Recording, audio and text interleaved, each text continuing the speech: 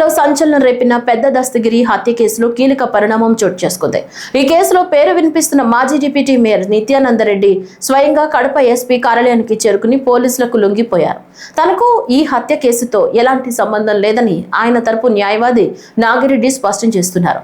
దస్తగిరితో ఎలాంటి లావాదేవీలు సంబంధాలు లేవని నిత్యానందరెడ్డి చెప్తున్నారని తెలిపారు.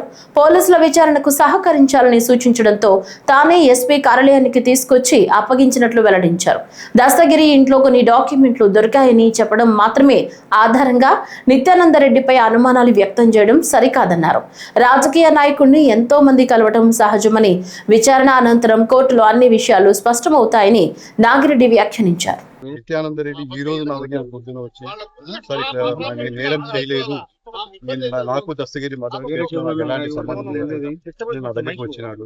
నేనే పోలీసుల దగ్గర సరెండర్ అయితే నీకే బాగుంటుంది, ఇన్వెస్టిగేషన్ పాత్ర ఉందో లేదో తెలిసిపోతుంది కదా, నీకు అంత ధైర్యంగా నువ్వు సంబంధం లేదని చెప్తున్నావు. వాళ్ళ దగ్గర అదే విషయం చెప్పు, వాళ్ళే ఇన్వెస్టిగేషన్ ఏదో ఒకటి తెలుస్తారు కదా ఉద్దేశంతో నేను నచ్చ చెప్పడం జరిగింది. అదే విధంగా ఈ రోజు ఎస్పీ దగ్గరికి వచ్చి ఇప్పుడే ఎస్పీ దగ్గర ఆఫీస్ తీసుకొచ్చినాను. ఇన్వెస్టిగేషన్ ఆఫీసర్ నిత్యానంద రెడ్డి వాళ్ళు హ్యాండ్ ఓవర్ చేసుకున్నారు. ఇంకా వాళ్ళ ఫార్మాలిటీస్ 24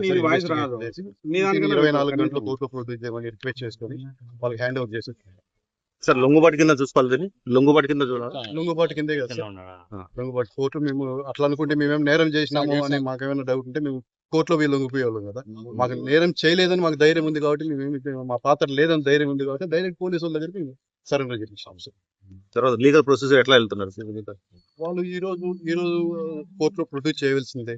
ఈ రోజు నైట్ ఏదో టైంలో కోర్టులో ప్రొడ్యూస్ చేస్తాం. తర్వాత మేము బెయిల్ పెట్టుకుంటాం. ఒకవేళ నేరం ఏమైనా ఉంది అంటే, ఇతని పాత్ర ఏముందని వాళ్ళు నమ్మింటే, వాళ్ళ దగ్గర మెటీరియల్ లేదంటే కోర్టులో ప్రొడ్యూస్ చేస్తారు. కోర్టులో మేము ఫైట్ చేస్తాము, మెటీరియల్ సరిపోతుందా లేదా, వేరే విధంగా ఉందని చూస్తాం. ఏదైనా మెటీరియల్ నుంచి మేము కోర్టులో ఫైట్ చేసి బెయిల్ వచ్చేట్టు ప్రయత్నం చేస్తాం. మరి ఇంతకాలం ఎందుకు దూరంగా ఉన్నారు లొంగుబాటు? ఆ విషయం నాకు తెలియదు సార్. ఎవరైనా కానీ పోలీసులు పేపర్లో కానీ ఆడైనా కానీ ముందావు ముద్దాయిగా ఉండాలి, ఎవరైనా సహజంగానే దూరంగా ఉండాలని చూస్తారు కానీ పోయి దగ్గరికి వెళ్ళిపోరు కదా సార్.